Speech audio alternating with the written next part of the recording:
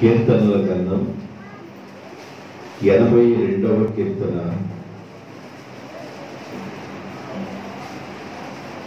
మొదటి వచనం చదువుతున్నాం. దేవుని సమాజములో దేవుడు నిలిచి ఉన్నాడు. సమాజములో దేవుడు నిలిచి ఉన్నాడు. అందరూ చెప్పండి, సమాజములో దేవుడు నిలిచి ఉన్నాడు. సమాజము అంటే ఏంటంటే సంఘము అని అర్థం, సమూహము అని అర్థం. సమాజంలో దేవుడు నిలిచి ఉన్నాడు. దేవుడు నిలిచిన సమాజంలో ఏముండిద్దో రెండు మాటలు చదువుకున్న తర్వాత వాక్యంలో కాస్త ముందుకు వెళ్దాం. సంఖ్యాకాండం 20వ అధ్యాయము 11వ వచనం. 20వ అధ్యాయము 11వ వచనం. 20వ అధ్యాయము 11వ వచనం చదువుకుందాం.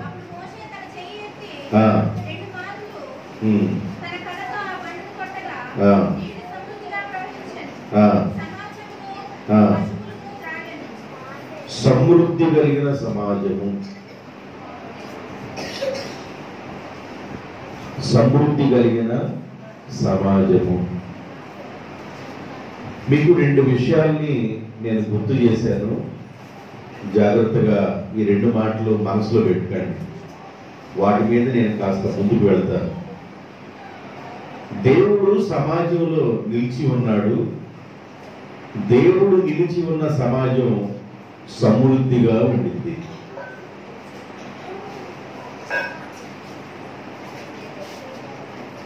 దేవుడు సమాజంలో నిలిచి ఉన్నాడు. దేవుడు నిలిచి ఉన్న సమాజం సమృద్ధిగా ఉండింది. అంటే ఒక సమాజంగా మనం కూడినప్పుడు, సంఘంగా మనం కూడినప్పుడు మన మధ్య ఎవరు ఉండాలంటే దేవాది దేవుడు ఉండాలి. దేవునికి స్తోత్రం. సంఘం దేవుడు కనుక, సమాజం దేవుడు కనుక ఆ సమాజంలో దేవుడు ఉంటాడు. దేవుడు ఉన్న సమాజంలో సమృద్ధి ఉంటది. ఏముండిద్దంట? సమృద్ధి ఉండింది. అందువల్ల సమాజంలో ఉన్న వారితోనూ సంఘంలో ఉన్న వారితోనూ దేవుడు చెప్పే మాట ఏంటంటే, బైబిల్లో నుండి మీరు సమాజముగా కూడుట మానక అంటాడు.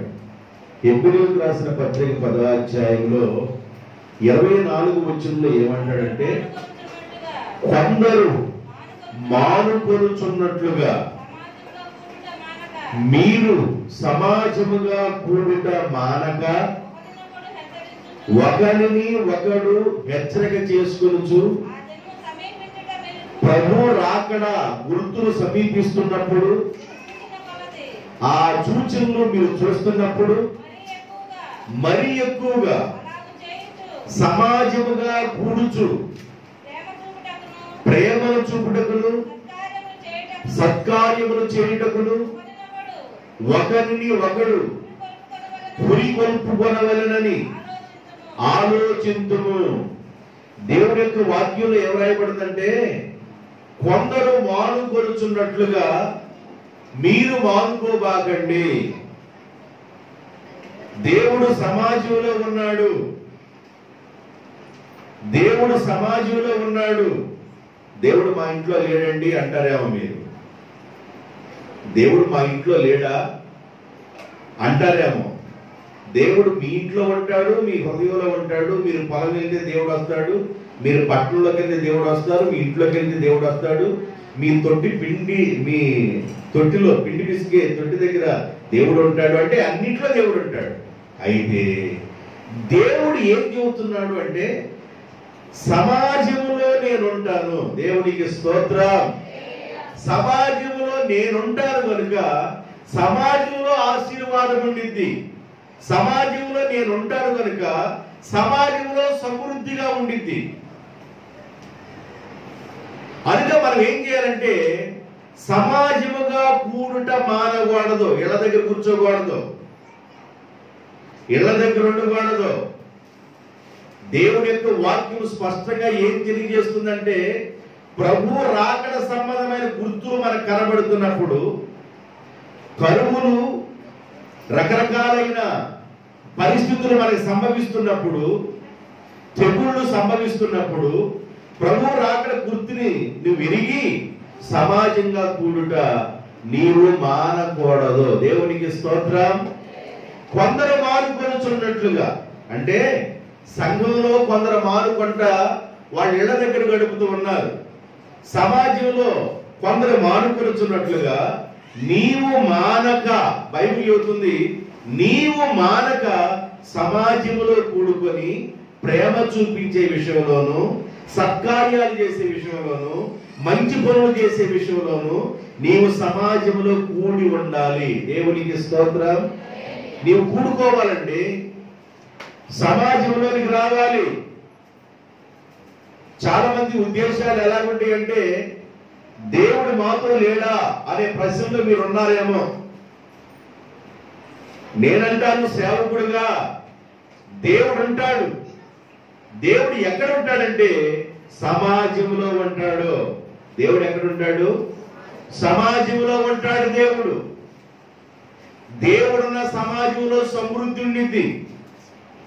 దేవుడున్న సమాజంలో సమృద్ధి ఉండిద్ది.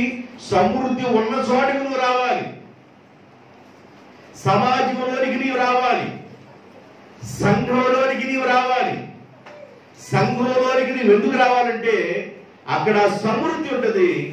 నువ్వు ప్రేమను చూపిస్తూ, సత్కార్యాలు చేస్తూ, సంఘంలో ఉన్న పరిస్థితులన్నింటినీ నీవు అన్ని పరిస్థితుల్లో పాల్గొంటూ దేవుని ఆశీర్వాదాలు పొందాలి. బైబిల్ పౌలు గారు ఆ హెబ్రీ సంఘానికి లేఖ రాస్తుంటాడు, కొందరు మానుకొనుచున్నట్లుగా, కొందరు సమాజంగా కూడటం మానుకొనుచున్నట్లుగా మీరు మానుకోవాకండి. సమాజముగా కూడుట మానక అంటాడు. దేవుని బిడ్డలారా, దేవుని యొక్క సన్నిధానంలో దేవుని పిల్లలు దేవుని సన్నిధానంలో కూడుట మానకూడదు, దేవునితో గడపట మానకూడదు, ఆరాధనలో గడపట మానకూడదు, ఆయన సన్నిధానంలో గడపటం మానకూడదు. నీ ఆలోచన ప్రక్కన పెట్టి దేవుని ఆలోచన కిందకు వస్తే దేవుడు చెప్పే మాటను వినాలా. సమాజంగా కూడుతున్నావా, సమాజంలో మానుతున్నావా, సమాజంలో ఉన్నావా, సమాజానికి బయట ఉన్నావా, సంఘంలో ఉన్నావా, సంఘానికి బయట ఉన్నావా? అలాగా నిన్ను నీవు పరిశీలన చేసుకుంటే నీకు ఆశీర్వాదం వచ్చినట్లే. ఆమేన్, హల్లెలూయా.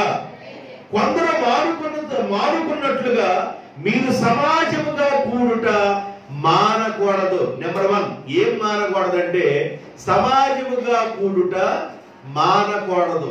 ఇంకేం మానకూడదో చెప్తాను. మీకు ఏదైనా సమస్య ఉన్నప్పుడు, ఏదైనా అడ్డుగోడలు ఉన్నప్పుడు, ఏదైనా మీరు జయించలేనిది ఉన్నప్పుడు మీరేం చేయాలంటే మానకుండా కొన్ని పనులు చేయాలి. యెహోషువ గ్రంథం 6వ అధ్యాయం, యెహోషువ గ్రంథం 6వ అధ్యాయము 1, 2, 3 వచనం చదువుకుంటారండి. 5వ వచనం దాకా. ఇశ్రాయేలీల భయము చేత ఎవడును ఎరుకో పట్టణములో నుండి వెలుపలికి పోకుండాను, లోపలికి రాకుండాను, ఎరుకో పట్టణం యొక్క ద్వారము గట్టిగా మూసివేయబడి ఉన్నది. అప్పుడు యెహోవా యెహోషువతో ఇట్లనెను, చూడుము, నేను ఎరుకోను, దాని రాజును, పరాక్రమము కలిగిన శూరులను నీ చేతికి అప్పగించబోతున్నాను. మీరందరూ యుద్ధ సన్నద్ధులై పట్టణమును ఆవరించి ఆ ఎరుకో పట్టణం చుట్టూ ఒకమారు తిరగవలెను. అలాగూ 6 రోజులు 6 సార్లు తిరుగుచు రావలెను. 7 యాజకులు పొటేళ్లు కొమ్ములు లాంటి బోరలను పట్టుకొని యాజకులు ఆ ఇజ్రాయెల్ సమాజానికి ముందుగా నడవవలెను. 7వ దినమున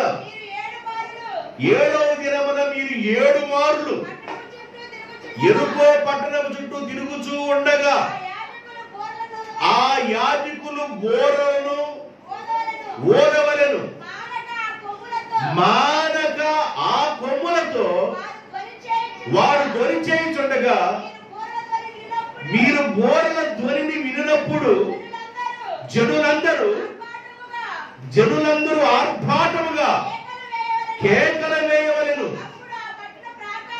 ఎప్పుడైతే మీరు అలాగా మానకుండా చేస్తారో మీకు అడ్డుగా ఉన్న ఎరుకో పట్టణము గోడలు కూలిపోవును. దేవునికి స్తోత్రం. గడిజను హల్లెలూయా. దేవుని బిడ్డలారా, దేవుడు సమాజంలో ఉన్నాడు. దేవుడున్న సమాజంలో సమృద్ధి ఉండింది.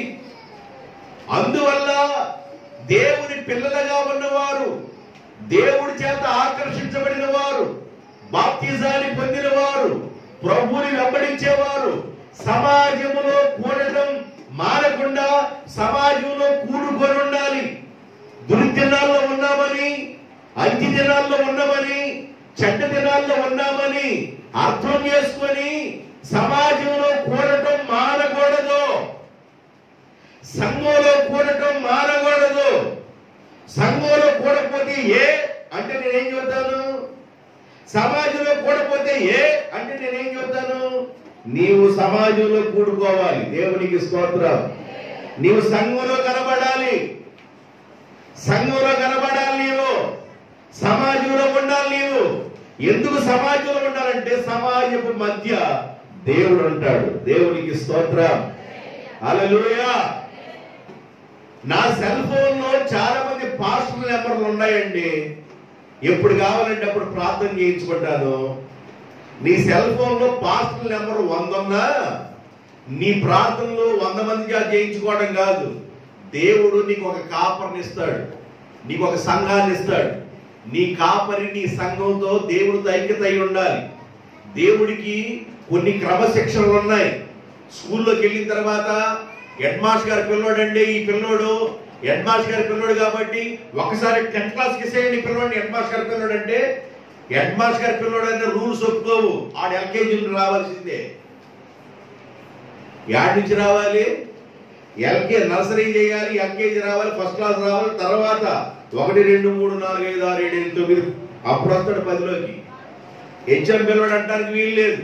అంటే స్కూల్కి ఒక క్రమం ఉన్నట్లు సంఘానికి కూడా క్రమం ఉంది. చెప్తాను, జాగ్రత్తగా వినండి, చెప్తా. క్రమం ఉంది. నీవు క్రమాన్ని మానకూడదు. క్రమాన్ని మానితే బైబిల్ చెబుతుంది, అక్రమము చేయవారులారా మీరెవరో నాకు తెలియదు అంటాడు దేవుడు. కాబట్టి క్రమం అవసరం సంఘానికి. ఒక విశ్వాసికి క్రమం అవసరం. ఒక విశ్వాసి దేవునితో నడవటం అవసరం. ఒక విశ్వాసి సమాజంలో కూడటం అవసరం. సమాజంలో దేవుడు ఉంటాడు కనుక, దేవుడు ఉన్న సమాజంలో సమృద్ధి ఉండేది కనుక ఆ సమాజంలో మీరు కూడటం మానకూడదు. మానకుండా నీవు ఉంటే మానకుండా చేసే పనులు కొన్ని ఉన్నాయి. ఇశ్రాయేల్ ప్రజలు ఐగుప్తు దేశంలో నుండి బయలుదేరి పాలుతీరు ప్రవహించే దేశానికి వెళుతున్నారు. మార్గ మధ్యలో ఎర్ర సముద్రం అడ్డొచ్చింది. జీవాధిపతి అయిన దేవుడు, సర్వశక్తివంతుడైన దేవుడు ఎర్ర సముద్రాన్ని అడ్డుగా ఉన్న ఎర్ర సముద్రాన్ని దేవుడు పాయలుగా చేసి, ఆరిని నేలగా చేసి ఎర్ర సముద్రం నుండి ఇశ్రాయేల్ సర్వ సమాజాన్ని నడిపించాడు. 6 లక్షల కాలుబలం, 20 సంవత్సరాల వయసు దాటిన పురుషులు, 20 సంవత్సరాల వయసు దాటిన పురుషులు 6 లక్షల మంది ఉన్నారు. 20 సంవత్సరాల లోపల మగపిల్లలు కానివ్వండి, ఆడవాళ్ళు కానీ లెక్కలో లేరు. 20 సంవత్సరాల పై ఉన్న వారు 6 లక్షల మంది ఉన్నారు. ఈ 6 లక్షల మంది కానివ్వండి, పిల్లలు కానివ్వండి, ఆడవాళ్ళు కానివ్వండి, వీళ్ళందరూ కొన్ని లక్షల సమూహం ఎర్ర సముద్రం నుంచి దేవుడు పాయలు చేసి వాళ్ళు తీసుకుని వెళ్ళిన తర్వాత వారు ప్రయాణమై వెళుతూ ఉండగా వాళ్ళ మార్గ మధ్యలో ఎరుకో అనే పట్టణం అడ్డొచ్చింది. ఆ ఎరుకో అనే పట్టణాన్ని ఎలా ఉంటుందంటే చాలా రౌండ్ అప్ గా ఉంటుంది. దానికి ఒకే ఒక ద్వారం ఉంది. ఎరుకో పట్టణంలో నుండే వారు వెళ్ళాలి. ఎరుకో పట్టణము కూలిపోతేనే వాడు వెళ్తారు. ఎరుకో పట్టణం నుండి హాయి పట్టణానికి వెళ్ళాలి. హాయి పట్టణం దగ్గర నుంచి ఇంకొక మరియు పట్టణానికి వెళ్ళాలి. అలాగే వారు ప్రయాణం చేసుకుని వెళ్ళాలి. అయితే ఎరుకో పట్టణం అడ్డుండి ఆగిపోయారు. ఎర్ర సముద్రం అడ్డుంటే దేవుడు తొలగించాడు. ఎర్ర సముద్రం అడ్డొస్తే దేవుడు తొలగించాడు. ఇప్పుడు ఎరుకో పట్టణం అడ్డుని దేవుడు తొలగించాలంటే మీరు మానక కొన్ని పనులు చేయాలి అన్నాడు. దేవునికి స్తోత్రం. ఏం చేయాలి ప్రభువా? మేము మానకుండా, సమాజంగా కొనడం మానవాకన్నావు, మానకుండా మేమేం పని చేయాలంటే, ఇజ్రాయేల్లారా మీ భయము చేత యెరికో పట్టణంలో ఉన్నవారు ద్వారం నుండి బయటికి రావడం గాని, బయట ఉన్నవారు లోపల పోవడం గాని లేకుండా వాడు ద్వారానికి గడేసుకున్నారు, వాడు తలుపులేసేసుకున్నారు. ఒకడు బయటికి రావట్లేదు, ఒకడు లోపలికి పోవటంలా. మీ భయం చేత వాళ్ళు ఒరిగిపోతా ఉన్నారు. మరి ఏం చేయమంటావు ప్రభువా అన్నారు. యెరికో పట్టణం చుట్టూ ఒకరోజు ఇజ్రాయెల్ సర్వ సమాజం తిరగాలి. దేవునికి స్తోత్రం. యెరికో పట్టణం చుట్టూ ఇజ్రాయెల్ సర్వ సమాజం. ఇజ్రాయెల్ సర్వ సమాజం అంటే ఎన్ని లక్షల మంది ఉన్నారు? 6 లక్షల కంటే ఎక్కువే ఉన్నారు. రైట్, ఏంది ఇటు చూడు, నకిలి 6 లక్షల కంటే ఎక్కువే ఉన్నారు. ఎంతమంది సమాజం ఉన్నారు? వీళ్ళందరూ 6 లక్షల మంది ఇలాగా అందరూ యెరికో పట్టణం చుట్టూ తిరుగుతా ఉన్నారు. వాళ్ళ ముందు 7 యాజకులు బోర్ల కొట్టుకొని తిరుగుతున్నారు. ఇజ్రాయెల్ సర్వ సమాజం తిరిగితే లాభం లేదు, వాళ్ళ ముందు యాజకులు ఉండాలి. దేవునికి స్తోత్రం. హల్లెలూయా. వాళ్ళ ముందు యాజకులు ఉండాలి. ఎందుకు యాజకులు పెట్టాడు దేవుడు అంటే ఎన్నోసార్లు చెప్పాను. దేవుడు మిమ్మల్ని ఆశీర్వదించడానికి, మీ దుష్టత్వము నుండి మిమ్మల్ని మళ్లించడానికి దేవుడు యాజకులు పెడతాడు. మీ ముందు యాజకులు ఉండాలి. నీవే తిరగకూడదు, నీవు తిరిగితే ఉపయోగం లేదు. నీ ముందు యాజకులు కూడా తిరుగుతూ ఉండాలి. వారు బోర్లు కొట్టుకొని వారు తిరుగుతూ ఉన్నారు. ప్రతి ఆదివారం బోర్లతో ఓడుతున్నాం 250 వేల నుండి. అర్థమవుతుందా? బోర్ అంటే వాడికి ఒక కొమ్మును తీసుకుని ఊదేవాడు, ఈ రోజు మౌతు తీసుకొని మేము ఓడుతున్నాం. అంతే తేడా. వాడు బోర్లు పట్టుకొని వాడు ఊరుతూ తిరుగుతూ ఉండగా 7 యాజకులు, ఆ యాజకులు వెనక ఇజ్రాయెల్ సర్వ సమాజం తిరుగుతూ ఉండాలి. దేవునికి స్తోత్రాలు గానాలు చేస్తూ తిరుగుతుండాలి. ఆ రోజున వాళ్ళు ఏ స్తోత్రాలు చేశారో, ఏ గానం చేశారో నాకు తెలియదు, కానీ వాళ్ళు దేవుడు స్తుతించుకుంటూ తిరుగుతున్నారు. దేవునికి స్తోత్రం. దేవుడు స్తుతిస్తా ఉన్నారండి.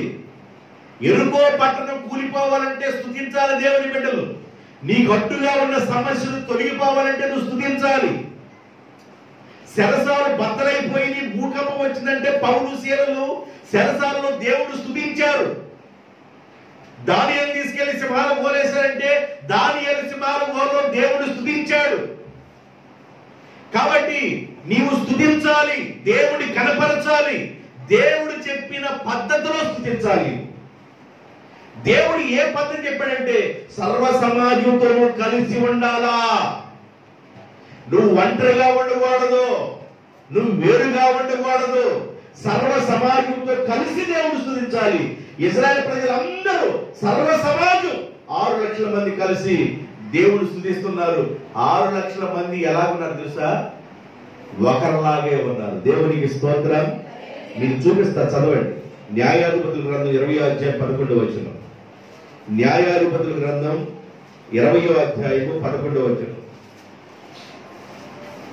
చదవండి.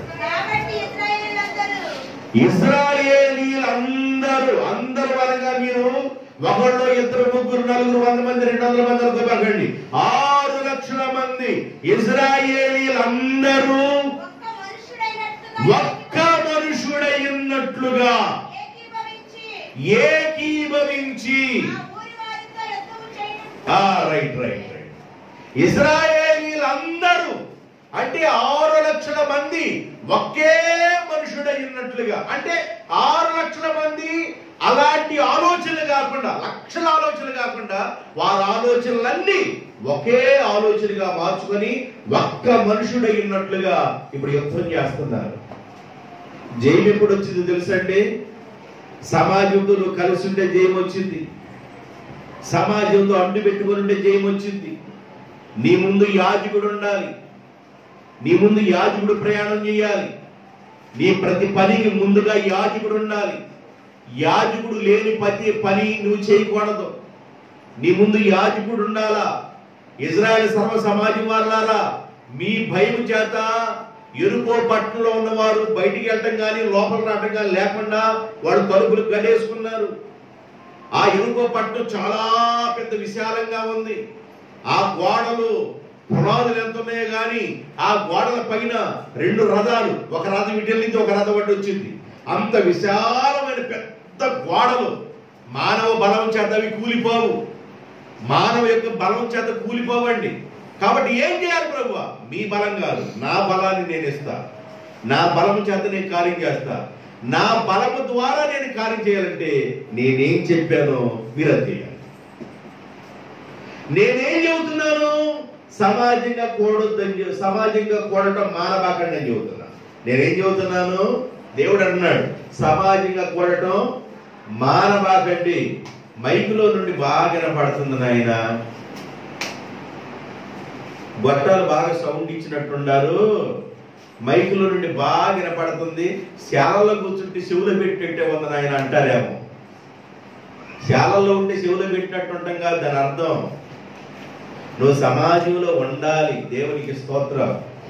గట్టి చెబుదాం హల్లెలూయా. సంఘంలో ఉండాలి. సమాజము మధ్య దేవుడు ఉన్నాడు. దేవుడున్న సమాజంలో సమృద్ధి ఉంటుంది.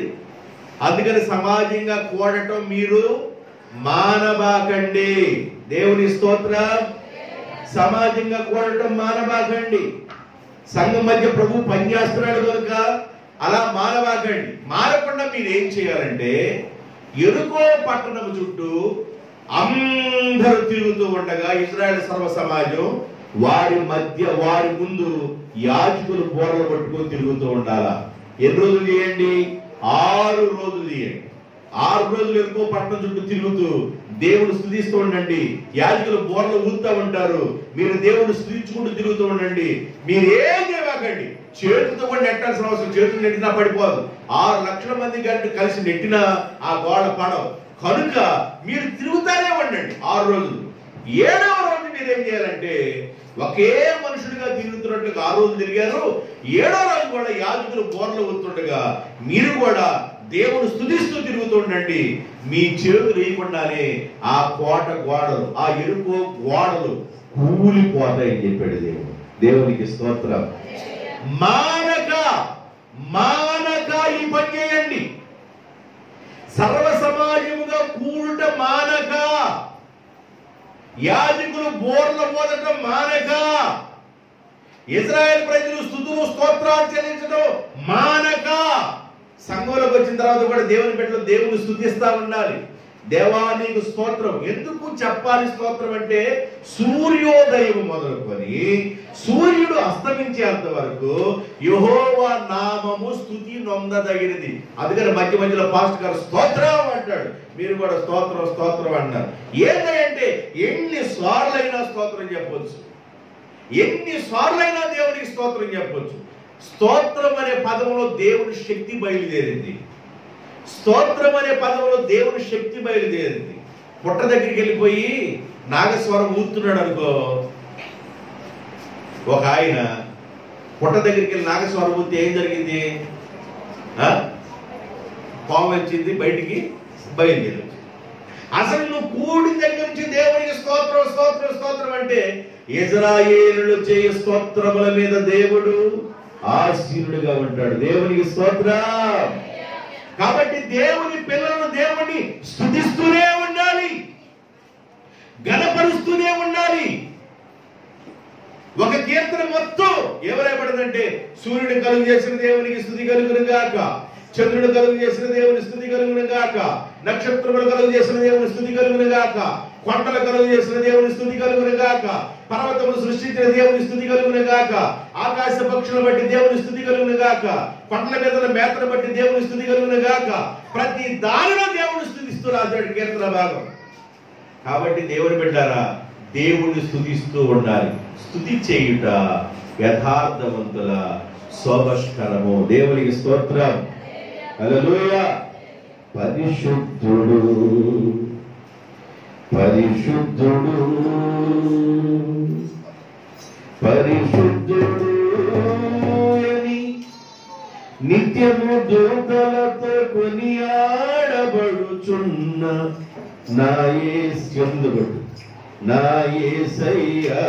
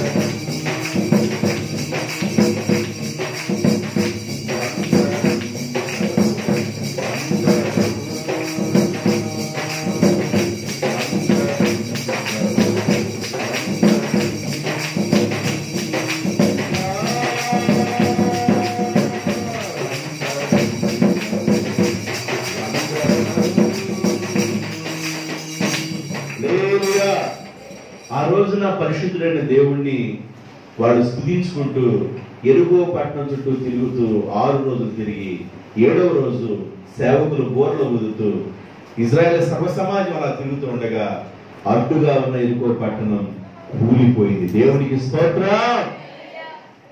నీకు అడ్డుగా ఉన్న సమస్యలు తొలగిపోవాలి అంటే, నీకు ఆటంకంగా ఉన్న సమస్యలు తొలగిపోవాలి అని అంటే నీవు స్తుతించే బిడ్డవై ఉండాలి. నీవు స్తుతించే బిడ్డవై ఉండాలి, ప్రార్థించే వ్యక్తివై ఉండాలి. ఎక్కడ ఎలా అంటే సర్వ సమాజముతో కలిసి. ఎట్లా చేయాలంట? నేను ప్రార్థన చేసుకుంటలేదా, నాకు ప్రార్థన రావట్లేదా, నేను ఏకాంతంగా ప్రార్థన చేసుకోవటం లేదంటే యేసు ప్రభు ఏకాంతంగా చేసుకోవడానికి పేతురు, యోహాన్ని, యాకోబుని ఎందుకు తీసుకెళ్లాలంట? ఆయనకు అవసరం ఏంది? పేతురుని ఎందుకు తీసుకెళ్ళాలి, యోహాన్ని ఎందుకు తీసుకెళ్ళాలి, యాకోబుని ఎందుకు తీసుకెళ్ళాలంటే అవసరం. సమాజం అవసరం, సంఘం అవసరం. కలిసి ప్రార్థన చేయాలి, కలిసి దేవుని స్తుతించాలి. మానక మానక మానక మానక చేయవలసిన పనులు ఉన్నాయి. సమాజంగా కూడటం మానకూడదు.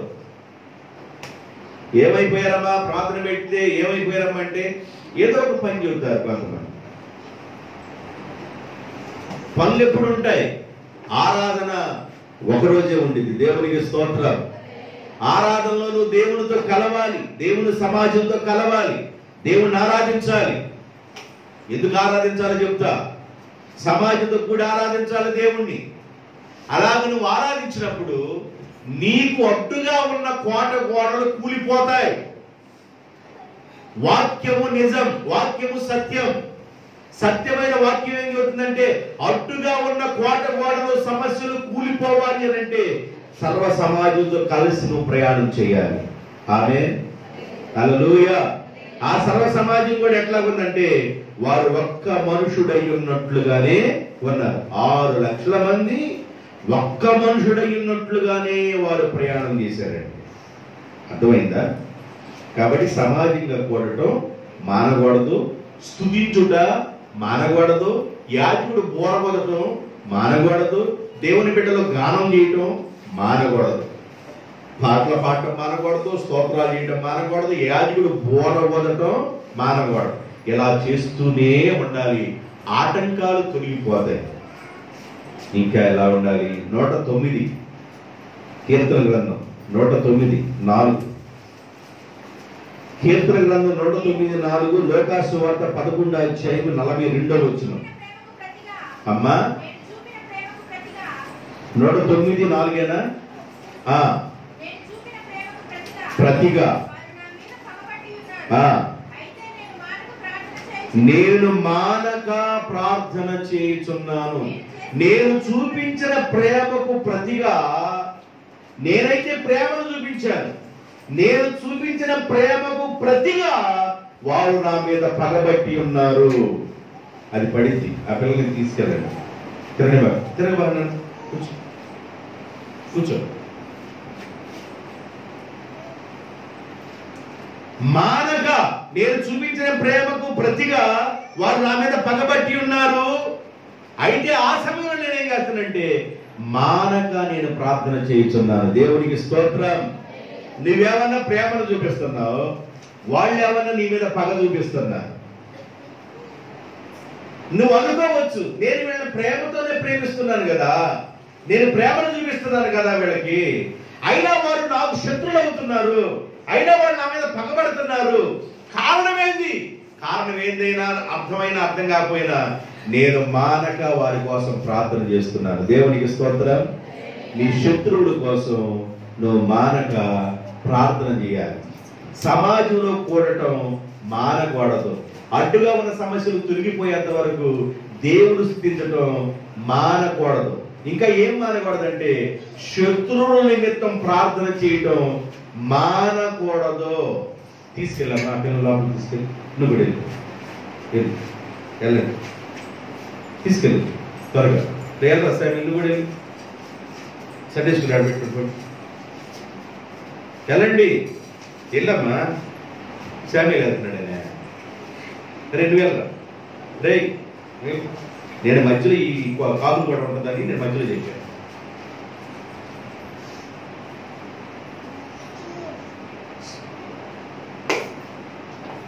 దేవునికి స్తోత్రం, హల్లెలూయా.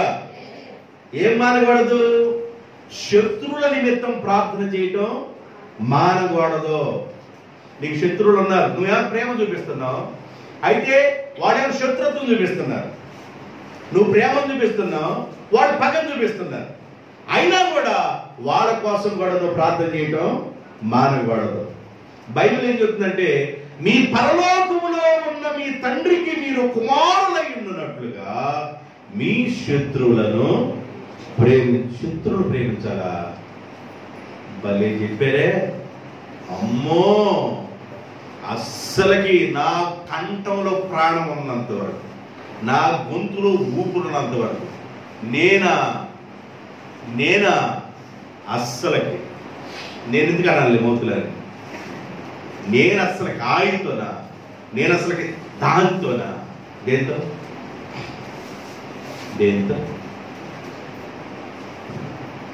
అస్సలకి కంఠంలో ప్రాణం ఉన్నంత వరకు అంటాం. కానీ బైబిల్ ఏం చెప్తుందంటే, దేవుని బిడ్డలారా, వారి కోసం నువ్వు ప్రార్థన చేయి. దేవునికి స్తోత్రం. ప్రార్థన శత్రువులను మిత్రులుగా మార్చింది. ఏసేపు అనుకున్నాడు ఒక రోజున, రే యాకోబు దొరకపోతావా? ఏడదాకా వెళ్ళు, ఎంత దూరం వెళ్తావు వెళ్ళు. నానేమన్నా ముసలితనంలో ఉన్నాడు, చావు బ్రతుకుల మధ్య ఉన్నాడు. నీ అంతు తేలవకపోతే ఇక నేను ఏసేపునే కాదు, ఇదిగో నేను ఏసేపునే కాదు, నీ అంత తేలవకపోతే ఎంత తేలుస్తా, ఖచ్చితంగా నేను చంపేస్తా. చిక్కుడు వేల కూర పెట్టి నాకు దేస్తత్వంగా చేస్తా. నాన్నకు తీసుకెళ్లి మాంసం పెట్టి నాన్న దగ్గరికి ఉన్న దీవుని కూడా కాజేస్తావా? నాకు ఏ దీవులు లేకుండా అన్ని దీవులు మొత్తం నువ్వు కాజేసి నాన్న దగ్గరికి వెళ్ళి నానా నన్ను దీవించంటే, నీ పొలం మీద దీవుని లేదురా, నీ పొలం మీద సౌడు ముళ్ళ తొక్కలో గచ్చిపోతలు ముడుస్తాయని చెప్పాడురా, మంచు ఉండదని చెప్పాడురా. ఎంత అన్యాయం చేస్తావు నన్ను, అన్యాయస్తుడా యాకోబా, నేను ఖచ్చితంగా చంపేస్తానన్నాడు.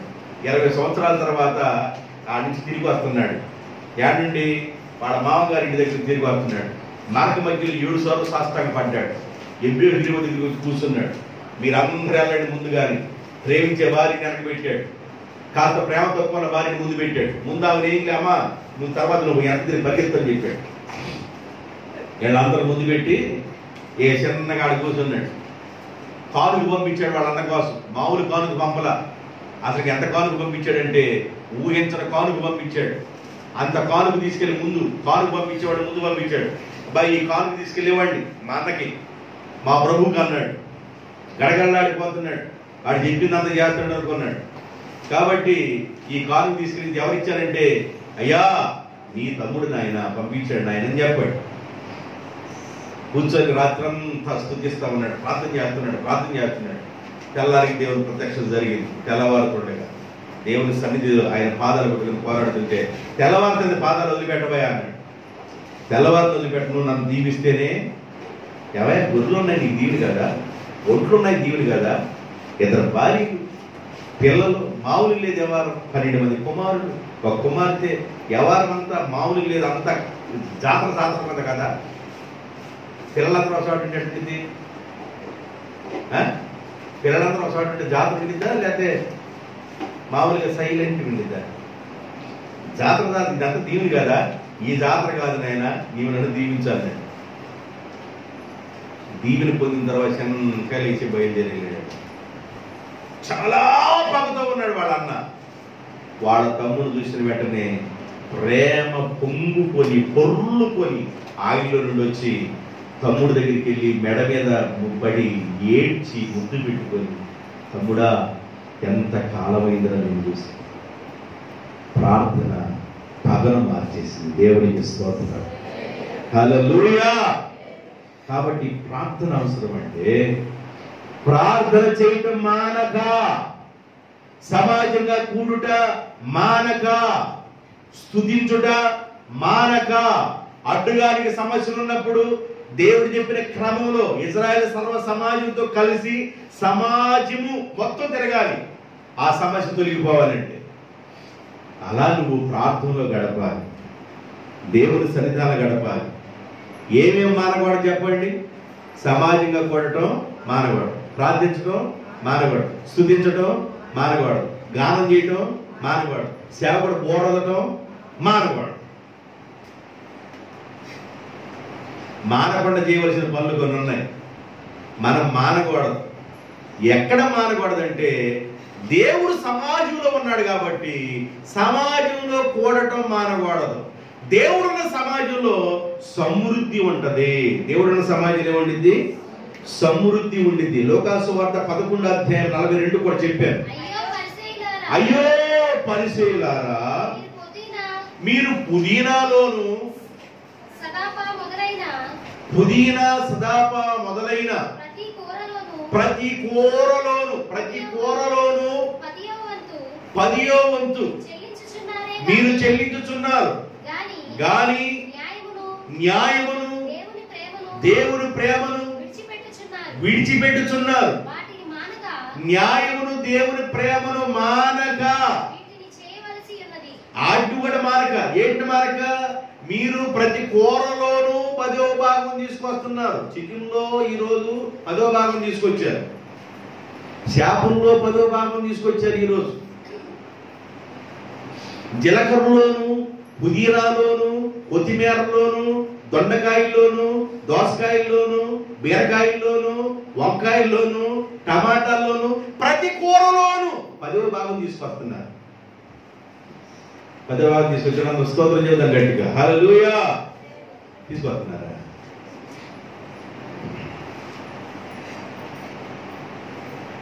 అయ్యా నేను తీసుకొచ్చి నీకు గోడు గుచ్చుడు అవ్వా అంటారు. గోడు గుచ్చుడు అయితే నీకేందంట? సంఘంలో ఉండాలి, సంఘంలో సమృద్ధి ఉండాలి, సంఘంలో సమృద్ధి ఉండాలి. దేవుని సేవకులు చేయాల్సింది చేయకుండా నువ్వు ఎవరికి చేస్తే నీకు దీవులు వచ్చింది? దీవులు వచ్చింది అనుకుంటున్నాను అట్టగా చెయ్యట. నేను చూస్తలా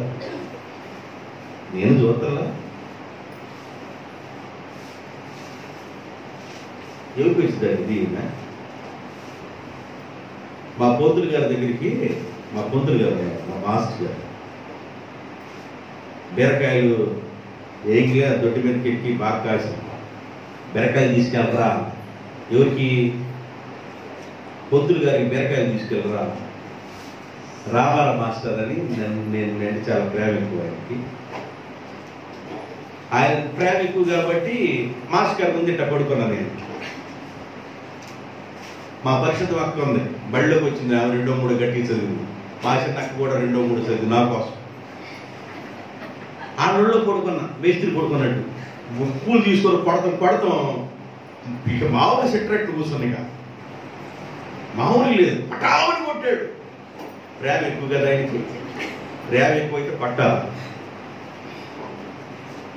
మాస్టర్ గారు తీసుకెళ్ళి బీరకాయలు ఇచ్చిరారా.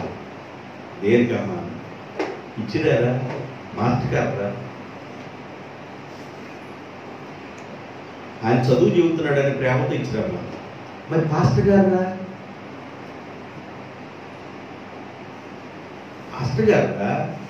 మాస్టర్ గారు బైబిల్ ఏం చెబుతుందంటే ప్రతి కూరలో నుండి నువ్వు తీసుకురావాలా.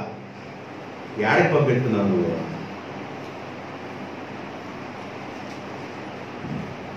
ఎవరో ఒకరికి ఇస్తే దీవుని వచ్చింది అనుకుంటున్నా. నువ్వు దీవుని ఎక్కడ వచ్చిందో నీకు తెలియాలి. అసలు దీవుని వచ్చే స్థలం ఏదో నీకు అర్థం కావాలి. నా స్వార్థం వరకు మాట్లాడతలేదండో మీరు అనుకుంటున్నారేమో. నా స్వార్థం కోసం మాట్లాడతలే. దీవుని వచ్చే స్థలానికి నువ్వు తీసుకురా. అది నీకు ఆశీర్వాదం. దేవునికి స్తోత్రం. హల్లెలూయా. ఇదిగో ఓ పరిసయ్యులారా, మీరేం చేస్తున్నారంటే పుదీనాలోను, కొత్తిమీరలోను, జీలకర్రలోను, ప్రతి కూరగాయల్లోనూ మీరు 10వ భాగాన్ని తీసుకొస్తున్నారు. దాన్ని తీసుకురావడం మానబాకండి. మానక న్యాయమును ప్రేమను కూడా మీరు కలిగి ఉండండి. మీరు ఎన్ని తీసుకొచ్చినా న్యాయం లేకపోతే, ప్రేమ లేకపోతే ఇవన్నీ కూడా మళ్ళీ జీరోకి వెళ్ళిపోతాయి. అందువల్ల న్యాయమును వదిలిపెట్టబాకండి, కనికరమును వదిలిపెట్టబాకండి, ప్రేమను వదిలిపెట్టబాకండి. ఇవన్నీ మీరు కలిగి ఉండి దైవ సన్నిధికి, ఆయన సమాజంలోనికి దేవుని యొక్క భాగం, 10వ భాగం దేవుని సన్నిధికి తీసుకురండి. దేవునికి స్తోత్రం. హల్లెలూయా. ఏది మానకూడదంటే దేవునికి ఇచ్చే విషయంలో మానకూడదు. నాకు ఆలోచన కలిగి చెబుతున్నాను అనుకోబాకండి. 3 నెలలు దాదాపు లాక్డౌన్లో ఉన్నాం. లాక్డౌన్ 3 నెలల్లో ఉన్నాం. ఇప్పుడు ఏంటంటే మనది రెడ్ జోన్లో ఉన్నాం కాబట్టి పక్కనే లాక్డౌన్లో ఉన్నాం. రెడ్ జోన్ అయింది కాబట్టి 12 గంటల దాకా పెట్టాడు మళ్ళీ ఇప్పుడు దాకా. ఎప్పుడైనా 3 నెలల్లో అయ్యా ప్రతి ఆదివారం నేను నీకు గుప్పిడి బియ్యం తీసుకొచ్చాను ఆయన, ప్రతి ఆదివారం గుప్పిడి బియ్యం ఇవ్వను ఆయన. మీరు కాదు లైవ్లో కూడా వింటున్నారు, మీరేనంటే లైవ్లో కూడా వింటారు. ప్రతి ఆదివారం గుప్పిడి బియ్యం తీశాను ఆయన, ప్రతి ఆదివారం తీసుకుంటే గుప్పిడి బియ్యం ఇవ్వను ఆయన, ప్రతి వారం నేను చెల్లించవలసిన కానుక ఇదిగోను ఆయన, ఇదిగో పుదీనాలో కొత్తిమీరలో కూడా నేను తీసుకురావాలి కదా నాయన, పెద్ద పెద్ద 2 బొచ్చులు కూడా నేను తోలుతున్నా కదా దానిలో కూడా నేను నీకు ఇవ్వాలి కదా నాయన, మరి పెద్ద పెద్ద మరి ఇట్లా చేస్తున్న నాట్లు కూడా ఇవ్వాలి, ఇదిగో నాయన ఎప్పుడు అన్నా. అట్లా మాట్లాడుతున్నాను అనుకుంటున్నారు మీరు. మీకు చెప్పాలి, నేను మీకు నేర్పకపోతే నేను దేవుని దగ్గర ద్రోహిని అవుతాను. మీకు చెప్పాలి, మీరు చేయవలసిన పనులు మీరు చేయాలి, మానక చేయాలి. మీరు మానకూడదండి. దీవెన ఎలా వస్తుంది మీకు? దీవెన ఎలా వస్తుంది? ఆశీర్వాదం ఎలా వచ్చింది దేవుని దగ్గర? ఏది మానకూడదో దాన్ని మానకూడదు, ఏది మానాలో దాన్ని మానాలి. నీవు మానక చేయవలసిన పనులు ఉన్నాయి. సమాజముగా కూడుట మానకూడదు. ఎందుకంటే సమాజంలో దేవుడు ఉన్నాడు. దేవుడున్న సమాజంలో ఏముంది? సమృద్ధి ఉంది. కాబట్టి సమృద్ధిగా ఉన్న ఆ సమాజంలో నీవు కూడుట మానకూడదు, స్తోత్రాలు చేయుట మానకూడదు, గానం చేయుట మానకూడదు, బోర్ల ఊదుట మానకూడదు, శత్రువుల కొరకు ప్రార్థన చేయుట మానకూడదు, 10వ భాగాన్ని ప్రభువుకి ఇవ్వటం మానకూడదు. మానకూడదండి. అన్ని నా అనుకో బాబు, నువ్వు అన్ని నా అనుకో బాబు, అన్ని నా అనుకున్నాడు. పాతి పడగొట్టి కొత్త కట్టించేసాడు. ప్రాణంతో చెప్పేసుకున్నాడు, నా ప్రాణమా తినుము త్రాగుము. అసలు ఈ సంవత్సరం చేసిన వ్యవసాయం అంతా చాలా దీవెనకరంగా ఉంది, నీ ఇష్టం, నీ జీవితాంతానికి సరిపోయినంత ఆహారం వచ్చేసింది, 1 సంవత్సరమే తినేసే అన్నాడు. ఆ రాత్రి ఆయన మనసు నెరిగి దేవుడు అన్నాడు, బాయ్ అన్నాడు. అన్నాడు, రా అన్నాడు. రేపు వస్తారు అలా, సరే బా అన్నాడు.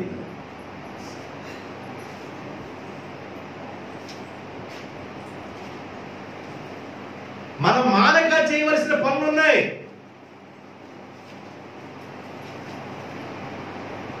దేవుని సన్నిధానంలో దేవుని సేవకుడిగా సంఘం ఎదుట మీతో ఒక సాక్ష్యాన్ని పలుకుతూ ఉన్నాను. ఈ సంవత్సరం లాక్డౌన్లో దాదాపుగా 400 కుటుంబాలకి దేవుడు నాకు ఇచ్చిన దానిలో నుండి కూరగాయలు కానివ్వండి, రైస్ కానివ్వండి, కొనుక్కొచ్చిన రైస్ కానివ్వండి, బయట నుంచి కొనుక్కొచ్చి కొన్ని రైస్, కొన్ని కట్ల కొనుక్కొచ్చారు, 400 కుటుంబాల దాకా ఇవ్వడం జరిగింది. దేవునికి స్తోత్రం. ఆమేన్ చెప్పండి. హల్లెలూయా. మనం ఎప్పుడైతే దేవుడు మనకి ఇచ్చిన దానిలో మనం చేస్తామో, ఆ చేసేది కూడా ఎవరు చేయాలంటే మరలా తిరిగి నీకు వాడు చేసే వాళ్ళు ఇవ్వకూడదు. మనం చేస్తే మొన్న సువార్తమ్మ మన అబ్బాయి అట్లేసుకుంటాం, మనం అట్లేసేసి మనకి సువార్తమ్మ మనం ఈరోజు దెబ్బరొట్లు వేసుకుంటాం కదా, ఒక దెబ్బరొట్టి తిప్పేసి మాడకుండా ఉల్లిపాయలు పచ్చిమిరకాయలు వేసి దెబ్బరొట్టి బాగా కసకసలాడుతుంది. ఆ దెబ్బరొట్టి నాకు పంపించేసి, ఎందుకంటే మన సువార్తం పంపించేసింది కాబట్టి ఆమెకి మనకు ఇవ్వాలి. ఎందుకంటే సువార్తం మనకు వండుకున్నప్పుడు పంపిస్తుంది, మనకు కూడా వండుకున్నప్పుడు. ఇదేంటంటే ఆ వండుకొని నీకు ఇచ్చింది, నువ్వు వండుకుని ఆమెకి ఇచ్చాడు. ఇక్కడ కాదు దీవెన, నీ వండుకొని ఇచ్చిన తర్వాత వాడు నీ పెట్టలేని స్థితిలో ఉండాలి. పెట్టలేని స్థితిలో ఉన్న వాళ్ళకి నువ్వు పెట్టాలి.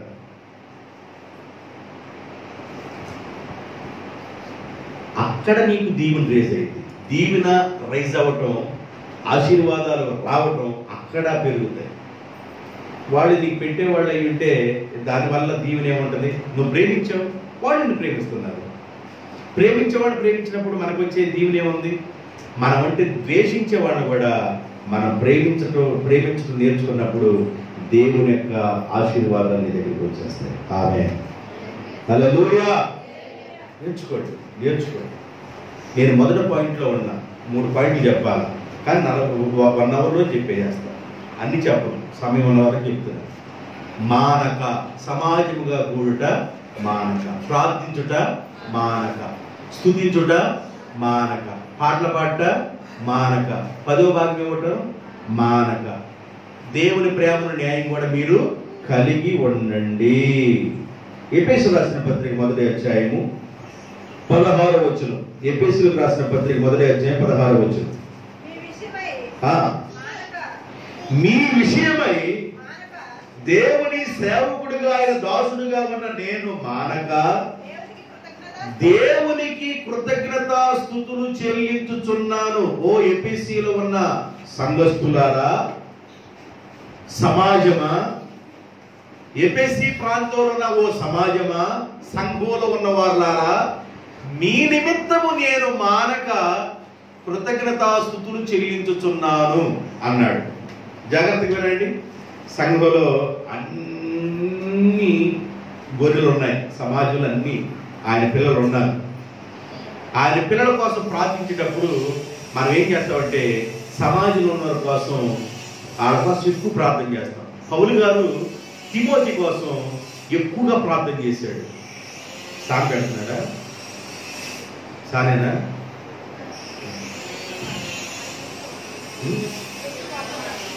సరే.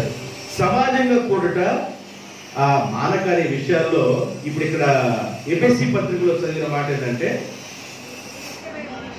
మీకోసం నేనేం చేస్తానంటే ప్రార్థన చేస్తాను. ప్రార్థన చేసే విషయంలో తిమోతిని జ్ఞాపకం చేసుకున్నప్పుడల్లా పౌలుకి ఎక్కడలేని ప్రేమ వచ్చేసింది. తిమోతిని జ్ఞాపకం చేసుకున్నప్పుడు ఎందుకు ప్రేమ వచ్చింది? తిమోతిని జ్ఞాపకం చేసుకున్నప్పుడు శ్రమలో కలిసే ఉన్నాడు, పౌలు గారి అవమానం వచ్చినప్పుడు కలిసే ఉన్నాడు, నిందలు వచ్చినా కలిసే ఉన్నాడు, ఇరుకుల్లో కలిసే ఉన్నాడు, ఇబ్బందుల్లో కలిసే ఉన్నాడు.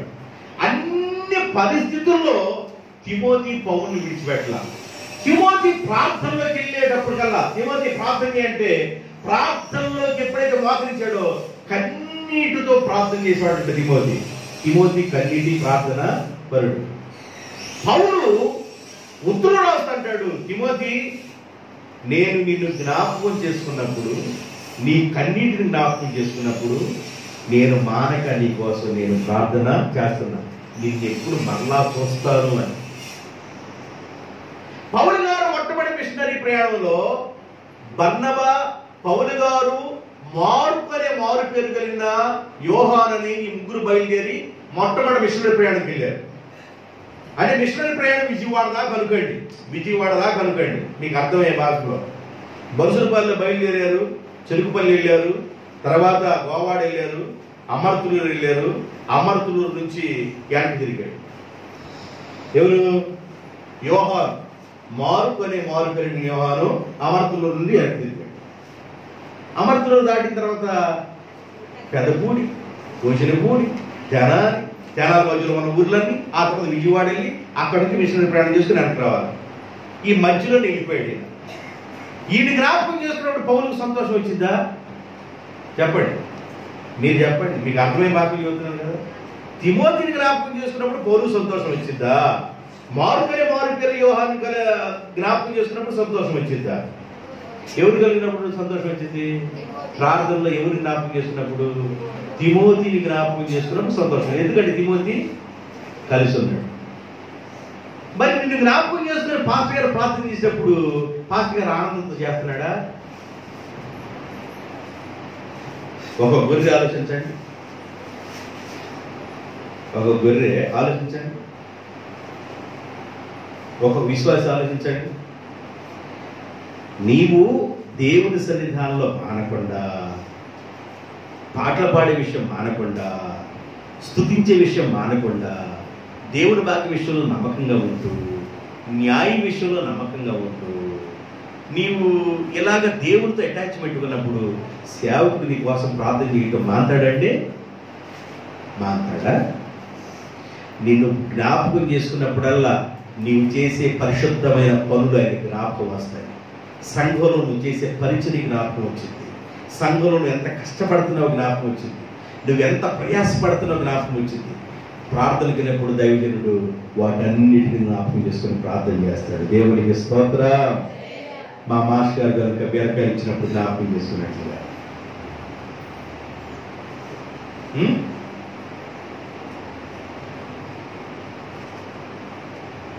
బీరకాయలు విలువ ఎంతంటే అయినా ఆ దొడ్లో కాసిన ప్రేమపూర్వకంగా తీసుకెళ్ళామని మనసులో అనుకోనండి, మామూలు కాదు అనుకోను. కానీ ఆయన రక్షించబడ్డాడండి. ఆయన హిందువుడు, మా మాస్టర్ గారు రక్షించబడ్డాడు. నేను సేవకు వచ్చిన తర్వాత బాపట్ల ఇల్లు కట్టుకున్నాను, నర్సాపల్లిలో ఉన్నారు, బాపట్ల ఇల్లు కట్టుకున్నాను. నేను లెగిస్తే ఆయన ఇంట్లోనే ఉండేవాడు. గోధువులు, అప్పుడు రామారావు గారి పాలన, గోధువులు అన్నం పెట్టేవాడు. అన్నం పోగొట్టి ఒకసారి కొట్టాడండి అక్కడ నన్ను, జనం ముందే, మామూలు పట్ల. రామ మాస్టర్ ఎంత కొట్టినా మళ్ళీ అంత ప్రేమించేవాడు. గోధుమలు బస్తాలు ఉండే, గుప్పుడు తీసుకొని తిట్టమే, ఏమనేవాడు కాదు, తినే విషయం ఏమని బాగుపడితే ఊరుకునేవాడు కాదు, అంత ప్రేమగా చూసేవాడు. ఎట్లా తెలుసుకున్నాడో ప్రభు నాకు తెలియదు. బాపట్ల కనబడి, ఎరా ఎట్లా ఉన్నావురా అన్నాడు. బాగున్నాను మాస్టర్, చాలా బాగున్నాను మాస్టర్. రేపు ఒకసారి ఇంటికి రారా, దేవుడి గురించి చెబుతూ నాకు అన్నాడు. చాలా సంతోషం వేసింది, చాలా సంతోషం. ఇంటర్మీడియట్ కాలేజీలో చదువుకున్నా. మా ప్రిన్సిపాల్ గారి దగ్గర మేము నుంచోవాలి. మా ప్రిన్సిపాల్ కదా, మా కాలేజీ ప్రిన్సిపాల్ కదా, మేము నుంచోవాలి. శామ్ లివిస్టన్ గారు అని మా కామర్స్ చెప్పాడు, మా కామర్స్ చెప్తాడు ఆయన. నేను ఇంటర్మీడియట్ చదువుతున్నప్పుడు వేరే ఆయన ప్రిన్సిపాల్ గారు ఉన్నారు, ఆయన చనిపోయాడు. తర్వాత ఈయన ప్రిన్సిపాల్ అయ్యారు, కామర్స్ లెక్చరర్ ప్రిన్సిపాల్ అయ్యారు. యూత్ మీటింగ్ పెట్టాలనుకున్నాను మాస్టరు మన గ్రౌండ్లో. నీకేందిరా, మన సర్వేశ్వరంలో చదువుకున్నావు, పెట్టరా. మన వాళ్ళు ఎంతమంది ఉంటారు మాస్టర్ అన్న, హాస్టల్లో ఒక 200 మంది ఉన్నారా అన్నాడు. సరే, నేను మీటింగ్ పెట్టి డేట్లో సెలవులు వచ్చి సెలవులు ఇచ్చేసాడు, అది మర్చిపోయాడు. అప్పుడు డానీ గారు వచ్చున్నాడు మన దగ్గరికి, అమెరికా నుండి. బైబిల్ పంచాం మనం, 2 లక్షల రూపాయలు బైబిల్ పంచాను నేను ఆ రోజు. 2 లక్షల రూపాయల బైబిళ్ళే కొన్నాను, 2 లక్షల రూపాయల బైబిల్ పంచాను. మీటింగ్ దగ్గర రాగానే ఫోన్ చేశాను. నా ఫోన్ వెళ్ళగలే, బాబు చెప్పు అన్నాడు. బాబులే పేరు, బాబు చెప్పు అన్నాడు. సార్ మరి మన పిల్లలందరూ రెడీగా ఉన్నారుగా, ఏ డేట్లు బాబు అన్నాడు. అది మర్చిపోయాడు. అలాంటి డేట్లు కదా అన్న. అయ్యో సెలవులు ఇచ్చేసాను వెళ్ళిపోయారు అన్నాడు. ఏం చేయాలా అర్థం కాదు. అప్పుడు ఆయన ఫోన్ కొట్టేసి సాల్వేషన్ స్కూల్ వాళ్ళకి, ఇంకా ఆయన ఈ దీంట్లో ప్రిన్సిపల్ గారు, ఇంకా బయట ఉన్న హాస్టల్లో కూడా ఆయన మంచి హోదా కలిగిన ఆయన, అందరూ పికప్ చేశాడు. 400 మంది వచ్చారు. దేవునికి స్తోత్రం, హల్లెలూయా. 400 మంది. అప్పుడు మా ప్రిన్సిపాల్తో నాకు ఒక చేసి, దేవునికి స్తోత్రం. మా ప్రిన్సిపాల్తో నాకు చేయరు, మా టీచర్స్ ఉన్నారు కొంతమంది, వాళ్ళతో ఒక చేరు. అంటే దేవుడు ఎంత గౌరవించాడండి. ఈరోజు ఇంటికి వెళ్ళినా రారా కూర్చోండి అంటాడు. ఆయన స్టూడెంట్, నేను ప్రతిపన్నది కదా, ఆయన స్టూడెంట్ కదా. ఒకసారి మా సంఘానికి వచ్చి వాకింగ్ చెప్తారు సార్ అని, వస్తాను రా ఒకసారి వస్తాలే అన్నాడు. కొంచెం నాకంటే తక్కువ ఉంటాడు, చాలా మంచి వ్యక్తి. ఏదైనా విషయం మాట్లాడాలంటే కన్నులు వచ్చేసింది ఆయన, అలాంటి మనిషి ఆయన. కాబట్టి మనం మంచితనాన్ని పోగొట్టుకోవాలి. ప్రార్థనలోకి వెళ్ళినప్పుడు మంచితనం గుర్తుకు రావాలి. దేవునికి స్తోత్రం. దైవజనుడు ప్రార్థనలోకి వెళ్ళినప్పుడు నీ మంచితనం గుర్తుకు రావాలి. నేను మానక నేను మీకోసం ఏం చేస్తున్నాను, ప్రార్థన చేస్తున్నాను. ఓ ఎఫెసీలో ఉన్న సంఘస్థులారా, మీ విషయము నేను మానక, మీ విషయము నేను మానక దేవునికి కృతజ్ఞతాస్తుతులు చెల్లించుచున్నాను. ఎందుకంటే మన విషయాల్ని దేవుడు జ్ఞాపకం చేసుకుంటాడు, సేవకుడు కూడా జ్ఞాపకం చేసుకుంటాడు. ఎంత ప్రయాసపడుతున్నారు, ఎంత కష్టపడుతున్నారు. హోసన్న మీటింగ్లో 4 రోజులు మీటింగ్ జరిగింది అంటే ఆ మీటింగ్స్లో వంట చేసి పెట్టేది అందరు ఫాస్ట్ గారు. అసలుకి అక్కడికి వెళ్తే ఇక తెల్ల గుడ్లు వేసి కనబడే ఫాస్ట్ గారు వాళ్ళందరూ డ్రెస్ అంతా చేంజ్ చేసుకొని వండేవాళ్ళు వండతంటే, పెట్టేవాళ్ళు కడతంటే, కోడిగుడ్లు ఓ మామూలు కూడా వ్యవహారం. నేను పప్పుచారు పోయినాడు, గట్టిగా చక్కగా ఉన్నాయి, అన్నీ బాగా సమృద్ధిగా చేస్తారు. సేవకులు సంతోషంగా చేస్తారు. వాళ్ళు కదండి సేవకులు కూడా ఎలా ఉన్నారంటే, నా సంఘం నన్ను పోషించే సంఘం, నా సంఘం నన్ను గౌరవించే సంఘం. ఆ సంఘాన్ని విడిచిపెట్టకుండా సేవకుడు వాళ్ళ కోసం ప్రార్థన చేస్తాడు. దేవునికి స్తోత్రం. మీకు ఒక విషయాన్ని చెప్పాను, మానక సమాజంగా కూడట మానక, ప్రార్థించటం మానక, దేవుని ప్రేమ విషయంలో మానక, పరిచయ విషయంలో మానక, పాటలు పాడే విషయంలో, స్తుతులు చెల్లించే విషయంలో మానక మనం చేయాలి. ఫైనల్ చాలా విషయాలు ఉన్నాయి, ఒక్క మాట చెప్పేసి నేను ముగించేస్తాను. 111వ కీర్తన గ్రంథం 111వ కీర్తన మొదటి వచనం, యెహోవాను స్తుతించండి, యథార్థవంతుల సభలోను సమాజములోను పూర్ణ హృదయముతో నేను యెహోవాకు కృతజ్ఞతాస్తుతులు అర్పించుచున్నాను, చెల్లించుచున్నాను. యథార్థవంతుల సభలో, ఆయన సమాజములో నా ట్రాక్ మార్పుని చెబుతున్నాను. ఆయన సమాజములో, సంఘములో నేను దేవునికి కృతజ్ఞతాస్తుతులు చెల్లించుచున్నాను. ఆయన సమాజంలో మనం కూడినప్పుడు దేవునికి ఎప్పుడు కృతజ్ఞతాస్తుతి అంటే చేసిన మేలు ఉపకారాన్ని మరిచిపోకుండా మనం దేవునికి స్తుతులు చెల్లిస్తూ ఉండాలా. అర్థమైందండి? దేవుడు చేసిన ఉపకారాలు మర్చిపోకూడదు, మేలును మర్చిపోకూడదు, ఆయన చేసిన ఉపకారాలు మనం ఎన్నడూ మర్చిపోకూడదు. ఒకసారి యెహోషాపాతు రాజు ప్రార్థన చేశాడు, అయ్యా మేము అండలేని వారు నాయన, ఆదరువు లేని వారు అయ్యా, మేమేం చేయాలో అర్థం కావట్లేదు నాయన, మా చిన్న గోత్రం మీదకి, మా యోధా ప్రజల మీదకి 3 దేశాల మా మీదకి వస్తున్నారు ఆయన, అమోనీయులు, మోయాబీయులు, మేనీలని 3 జాతుల వారు దండెత్తి మా మీదకి వస్తున్నారయ్యా, మేము చిన్న జాతి నాయన, చిన్న గోత్రం నాయన, ఏమి చెయ్యాలో మాకు అర్థం కావట్లేదు, భయమేసిపోతుంది ప్రభు అని ప్రార్థన చేస్తే, దేవుడు అలా ప్రార్థన చేస్తున్నప్పుడు యూదులందరూ కలిసి ప్రార్థన చేస్తున్నప్పుడు దేవుని యొక్క అభిషేకం యెహజీయేలు అనే ఒక వ్యక్తి మీదకి దిగింది. యెహజీయేలు ప్రవచిస్తున్నాడు, ఓ యూదా ప్రజలారా, యెహోషాపాతు రాజా, మీరు ఎవరికి భయపడవలసిన అవసరం లేదు, యుద్ధం మీరుగా చేసేది, మీ పక్షంలో దేవుడే యుద్ధం చేయబోతున్నాడు. దేవునికి స్తోత్రం. వీళ్ళు ప్రార్థన చేస్తూ ఉండగా దేవుడికి రోషం వచ్చేసింది, దేవుడికి రోషం పుట్టింది. దేవుడికి రోషం వచ్చేసి ఇప్పుడు ఆ రోషం కలిగిన దేవుడు అన్నాడు, మీరుగా యుద్ధం చేసేది, ఆ 3 దేశాలతో నేనే మీ పక్షాన్ని యుద్ధం చేస్తా, భయపడబాకండి, మీరు జడియబాకండి, ఈ యుద్ధము యెహోవాదే, మీరుగా చేసేదా. వెంటనే లేచారు. ఇప్పుడు యుద్ధానికి వెళ్తా యుద్ధ సామాగ్రి ఏమి లేదు వీళ్ళ దగ్గర. యెహోషాపాతు రాజు అన్నాడు, బాయ్ పాటలు పాడేవాళ్ళు ముందుండండి అన్నాడు. పాటలు పాడేవాళ్ళు ముందుండాలా, గుర్తుపెట్టుకోండి. అది కుటుంబ ప్రార్థన అయినా, ఒకవేళ అది మీటింగ్ అయినా, ఒకవేళ అది సంఘంలోనైనా, ఆదివారం ఆరాధనలోనైనా పాటలు పాడేవాళ్ళు ముందుండాలా. దేవుడు స్తుతించేవాళ్ళు కూడా పెట్టండి అన్నాడు.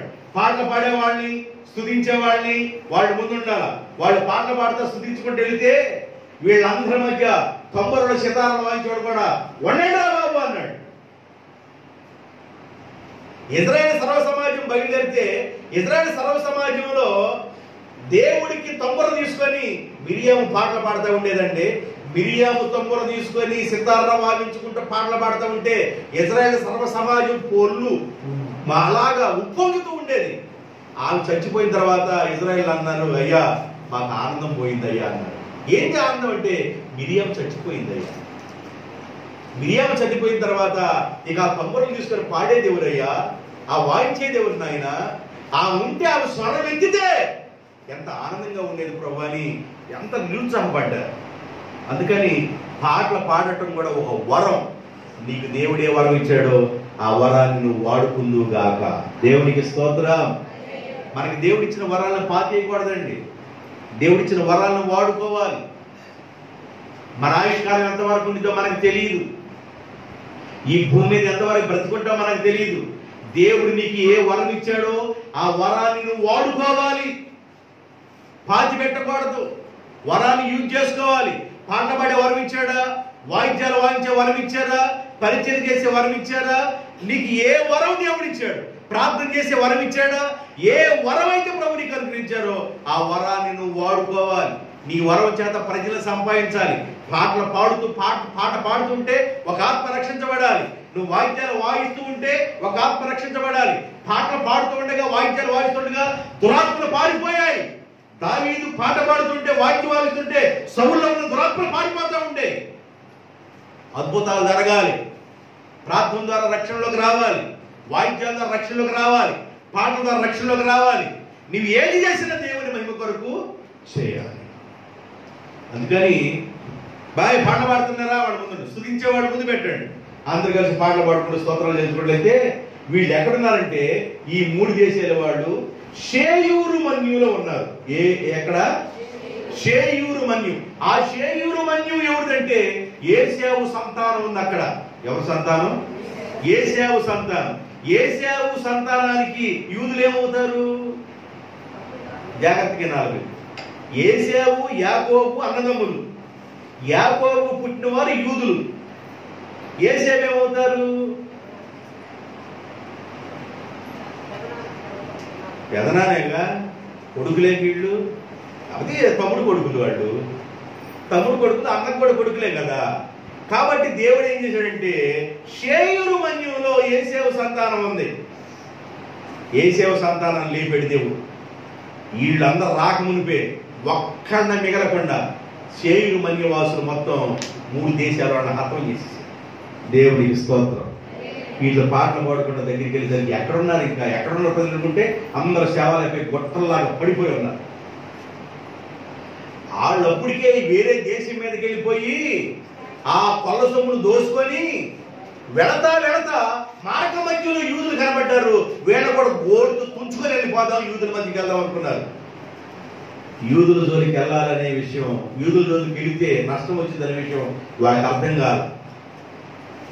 హామానికి చెప్పింది వాళ్ళ భార్య, అయ్యా యూదుల జోలికి వెళ్ళబాకయ్యా, యూదుల జోలికి ఎప్పుడు జీవి రాలేదు నాయన. హామాన భార్య ఎవరు? జెరుషా అంది, అయ్యా యోధా జనాంగం జోలికి వెళ్ళబాకయ్యా, ఆ జనాంగం జోలికి ఎప్పుడు జయం పొందలేదు నాకు, వెళ్ళబాకంటే నమస్కారం చేయాలి నాకు. వాళ్ళు అర్థమవుతుందా? నేను రాజుగారి దగ్గర ఉండే వ్యక్తిని.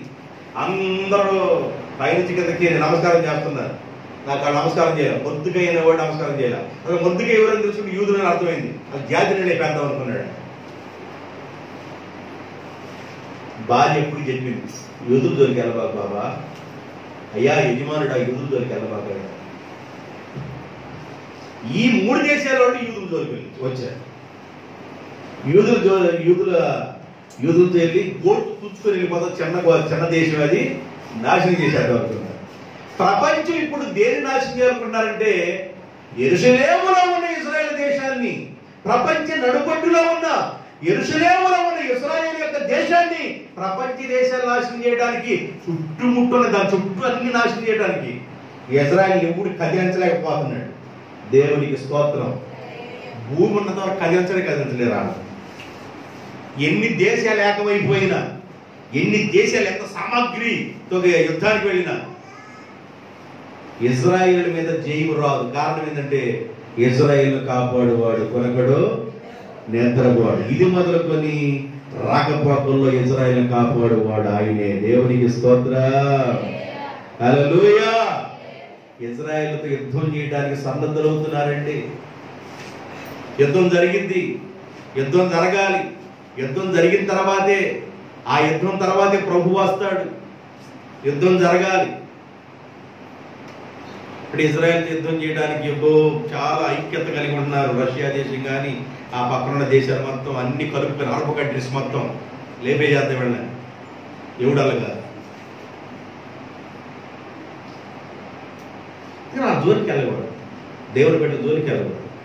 యూదుల జోలికి వెళ్ళకూడదు.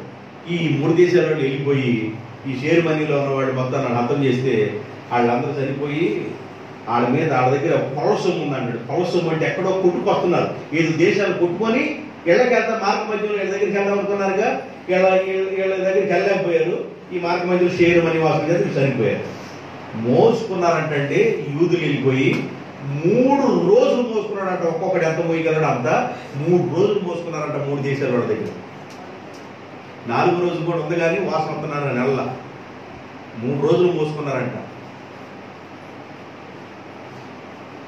ఇప్పుడు దేవుడు ఏం చేయాలి? దేవుడికి వీళ్ళు ఏం చేయాలి?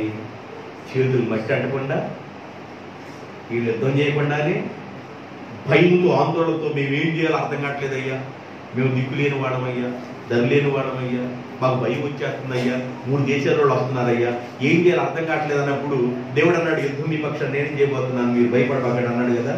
ఇప్పుడు వీళ్ళు ఎలా ఉండాలి? కృతజ్ఞత కలిగి ఉండాలి. దేవునికి స్తోత్రం. దేవుడికి కావలసినంత ఆస్తిని ఇచ్చాడు. ఆస్తిని బట్టి దేవునికి కృతజ్ఞత. ఆస్తి వాడు సంపాదించుకుంటూ రాలా, దేవుడే ఇచ్చాడు. అది దేవుడు ఇచ్చిన ఆస్తి. మనకిచ్చిన ఆహారంలో పెట్టాలండి ప్రజలకి. నువ్వు పెట్టాలి, పెడితే దీవెన వచ్చింది. బావిలో ఉన్న నీళ్లు తోడితే ఓట వస్తుంది. పెట్టాలి. నువ్వు పెడతావు, నువ్వు 10 మందికి పెట్టే చేతిని దేవుడు చేస్తాడు. నువ్వు పెట్టడం నేర్చుకో, నీ చేతిని 10 మందికి పెట్టే చేతిగా దేవుడు చేస్తాడు. నువ్వు ఇవ్వటం నేర్చుకో, ఆ ఓట నీ దగ్గరికి వస్తుంది. మేలు చేయడం నేర్చుకో, ఆ మేలు ఒక రోజు నీ దగ్గరికి వచ్చింది. నీ ఆహారాన్ని జల్లు, ఒకరోజు తిరిగి నీ మరల నీ దగ్గరికి వస్తుంది. ఈ మాటలు అర్థమైన వాళ్ళు దీవించబడుతుంది కాక. దేవుడు మిమ్మల్ని, మీ కుటుంబాలను, మీ బిడ్డలను దీవించదు కాక. ఆమె ప్రార్థన చేసుకుందాం. తరలించండి.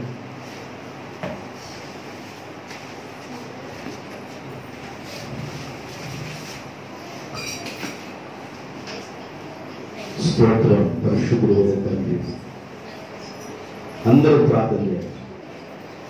ప్రేమ కలిగిన ప్రభువా, కృపా సత్య సంపూర్ణమైన మా ప్రియ పరలోకపు తండ్రి,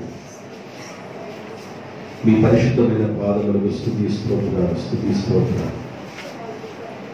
మీ సన్నిధానంలో మీ బిడ్డలు ఎంతో వాక్యాన్ని విన్నారు. విన్న వాక్య ప్రజల నుంచి భద్రపరచు, నీరు బట్టి ఫలిపొచ్చేమని ప్రార్థన చేస్తున్నాను. అయ్యా మీకు వందనాలు, స్తుతులు, స్తోత్రం. నా 2 చేతుల పైకి 1 నిమిషం ప్రార్థన చేద్దాం. పరిశుద్ధాత్మతో మీ బిడ్డలు నింపడినాయి, పరిశుద్ధ బలముతో మీ బిడ్డలు నింపడినాయి, అభిషేకముతో నింపడినాయి, బలమైన దీనులతో నింపడినాయి. మీ కృప రానివని ప్రార్థన చేస్తున్నాను. ఉన్నతమైన ఆశీర్వాదాలు మీ బిడ్డలకు రాని దేవా, మీలో అంటుకట్టబడిన బిడ్డలుగా, నమ్మకమైన పనిముట్లుగా, పాత్రలుగా ఈ బిడ్డలు ఎదిగి ఫలించినట్లుగా, ఆశీర్వాదాలు పొందినట్లుగా, వృద్ధి పొందినట్లుగా సహాయం దయచేయండి. ఆశీర్వాదాలు ఎలా వస్తాయో ఆ విషయాలు నేర్చుకొని ఆశీర్వాదం బాటలో మీ బిడ్డ ముందుకు సాగే భాగ్యాన్ని దయచేయడం. యేసయ్య నామంలో కూడిన ప్రతి బిడ్డను ఆశీర్వదిస్తూ యేసు నామంలో ప్రార్థిస్తున్నాను తండ్రి. ఆమేన్.